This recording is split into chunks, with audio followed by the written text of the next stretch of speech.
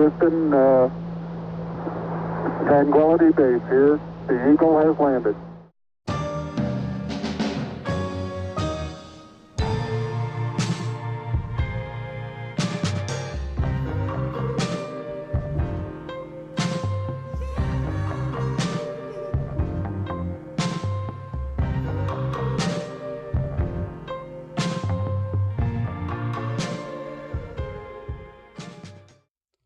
I remember where I was when I first heard Tranquility Base Hotel and Casino. I had just woken up and the first thing I did was roll over, grab my phone, open Spotify, and press play. I spent the morning listening to the album as I got ready and drove to class. I specifically sat in the back of the room so I could listen without my professor noticing I had my earbuds in. As I finished the album, I remember thinking, oh, it's not AM. Now, don't get me wrong. I'm not just an AM fanboy. I love the Arctic Monkeys and all of their music, but this album was different. It wasn't Knee Socks or Arabella. It sure as hell wasn't Brian Storm. Way too slow for that. But it wasn't like any of the other slow songs they've made in the past either. I mean, you can still jam out to Cornerstone, but TBHC it isn't like that. It's something else.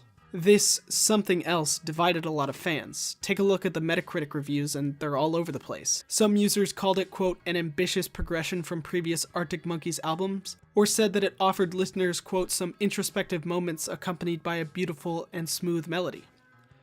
On the other hand, others said it was, quote, the sound of one man's large ego, or that it should have been an Alex Turner solo record.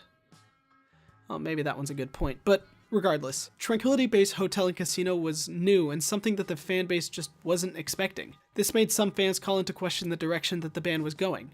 I mean, is the age of kick-ass guitar and drum songs in the past for the Arctic Monkeys?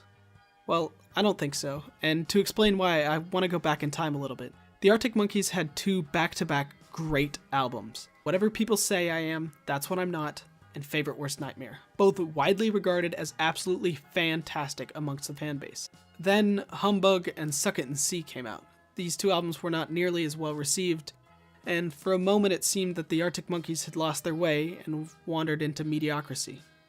But they came back with a vengeance. 2 years after Suck It and See, they came out with AM, an absolute banger of an album. This is just what bands do.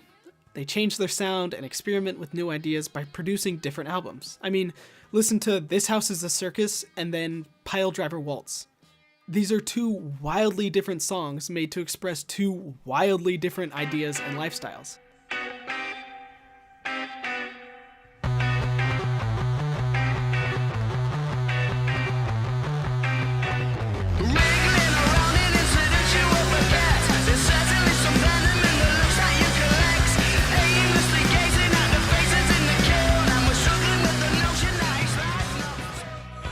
Mysteries flashing amber, gold green when you answer, but the red on the rest of the questionnaire never changes.